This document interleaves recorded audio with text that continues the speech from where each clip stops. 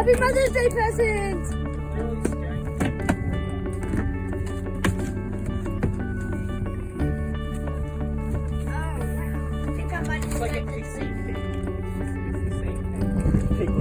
What's this?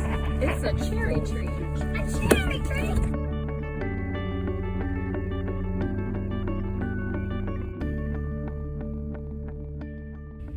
Welcome back to the Wandering Star Farmhouse. Today I want to give you an orchard tour and a tour of my fruit garden. So here in my orchard I have kind of 4 little sections. And what they are is there's a fruit tree on either end, and the idea is that I want to fill in the whole space with plants and things in a type of permaculture fruit tree guild, plants that are going to help the trees and help the health of the orchard. The edges are a little bit overgrown right now because I have daffodils around the outside of the trees, but we don't want to mow those down until they are, ready to be mown down. But you can see some of the other things in the middle here. We have lupine and mint. On the other side of this, there is yarrow, and then in here is oregano. Now this tree and that tree and this tree and that tree, these first 4 trees are all apple trees. Eventually I want this all to fill in. Right now it's just grass, but I'm going to stop mowing it so that we can get other things growing there. Under this apple tree, there is some yarrow over here. There is a sage that made it through the winter, and I have transplanted some anise hyssop into here. Oh, and there's thyme right here too, with a little bit of grass growing in it.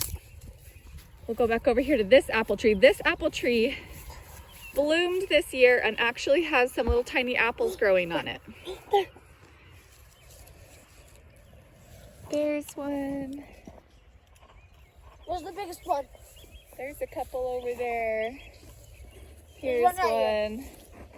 There's one. And this one also has a nice big lupine growing under it.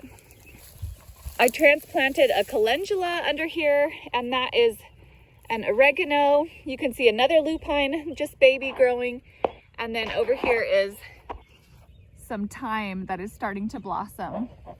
Now this one I just planted this year. I had planted one here last year and it didn't make it. And so this is a replant. I really wanted this variety though. This is the pristine apple, and at my old house, it's just gorgeous at my old house. So under this one, we have chives that are blossoming and gorgeous. A little bit of thyme also. A little bit of hair growing. Yeah, there's hair that we throw out to keep the deer away with the human scent. You can see a little bit of yarrow here, some sunflowers, and then this is fennel. Now these 4 trees are different. This one is a methley plum. The methley plum can grow by itself anyways. And then down on the ends are 2 peaches. And same thing, this peach I planted last year and it died. And so that's a replant from this year. And this sad looking specimen is my cherry tree that I just got today as my early Mother's Day present. We just came out and planted it early because it arrived, and obviously we want to get it in the ground as quickly as possible. So we got it in the ground and we watered it. So hopefully within a day or 2, it'll be perking back up. And this one is a Stella cherry. It's a Stella sweet cherry, and so it is a self-pollinating sweet cherry. Now under here, we didn't have a lot under here besides the daffodils. So we've transplanted this year. Oh, here's a little oregano that's trying to make it.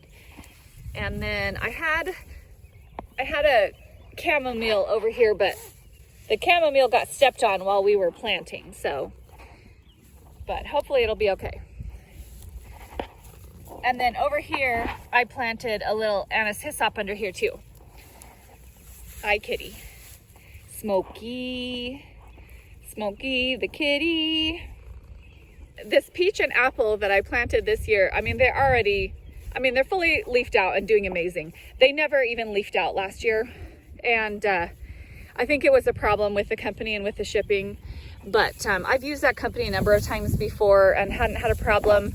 And they did go ahead, they did refund me the full tree this year.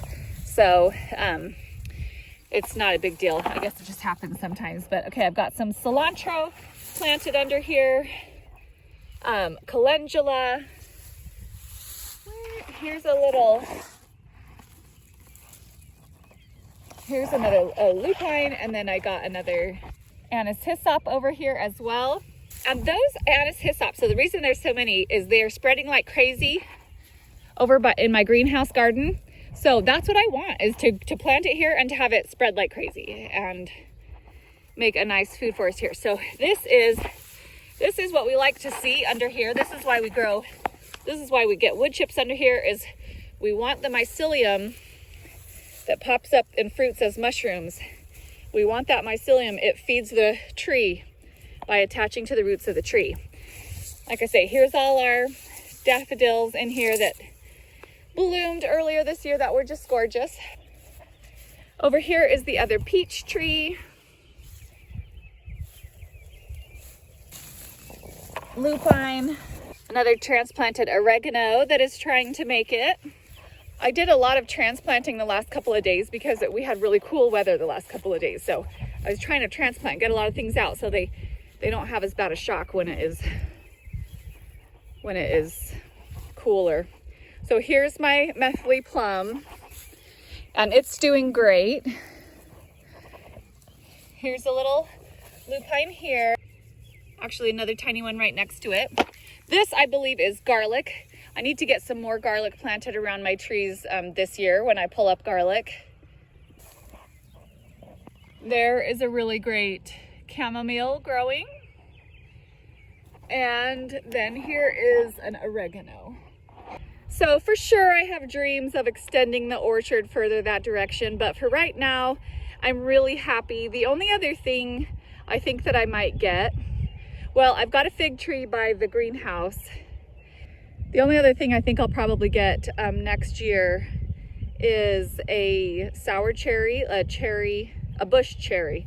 And those are sour cherries. But sour cherries are supposed to do particularly well here.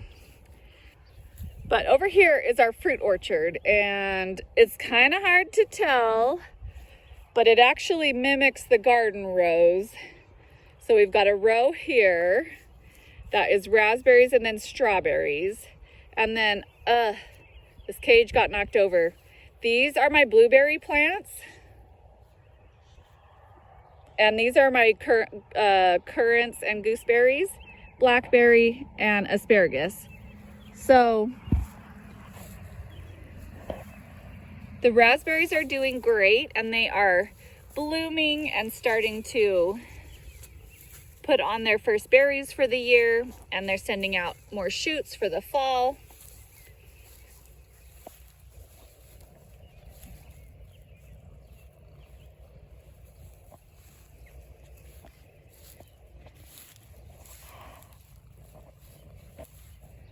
And the strawberries are getting happy in the springtime as well. So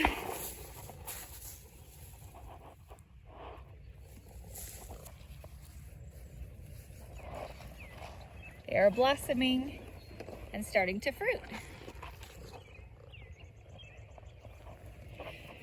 Strawberries send out runners.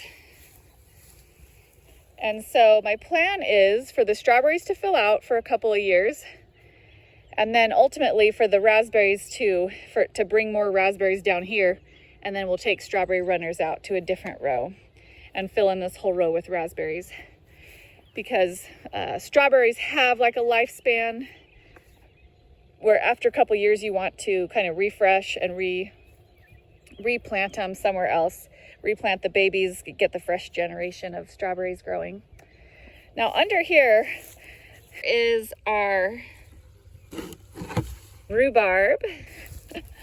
It's time to harvest what grew. It's very tiny, but it's one of the things we transplanted from our last property. And then these are our blueberry plants. Now we have them under the cages. This one is one of those pink lemonade blueberries, but most of these blueberries got eaten down to the ground. So this is why the baskets are on here. We're trying to see if they will grow back. I thought this one was growing back. Now it doesn't look like it. This is one of the only ones that didn't get chomped all the way down to the ground. That one looks really good. That one is a Elliot.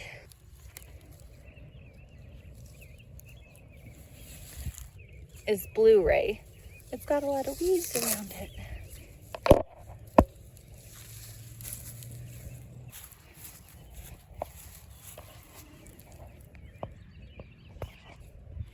This one is the black currant. It actually got chomped on up here. This one is, I think, the red currant. Red lake currant. And it's got flowers on it right now.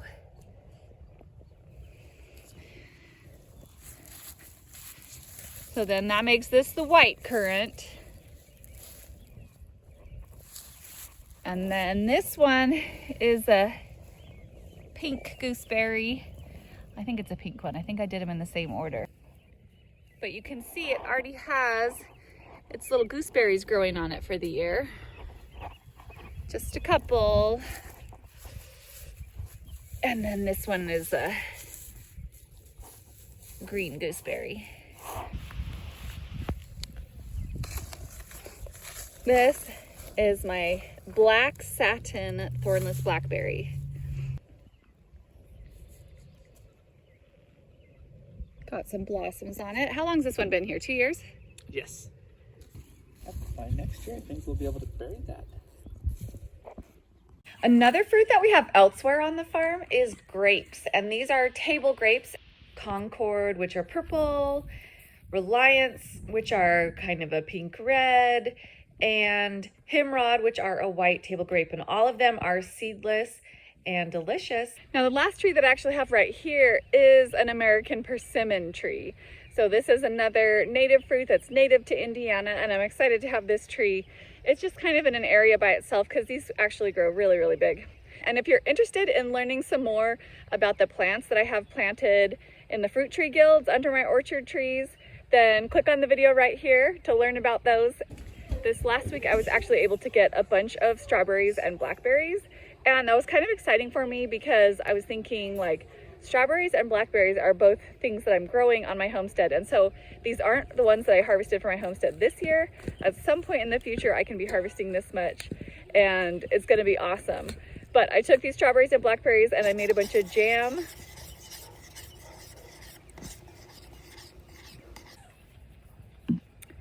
I made some with store-bought pectin, and then I also experimented making some with no store-bought pectin and just doing it the old-fashioned way. So hopefully these are going to be really delicious. I hope you enjoyed this video tour of my orchard and my fruit garden, and I'll see you on the next video.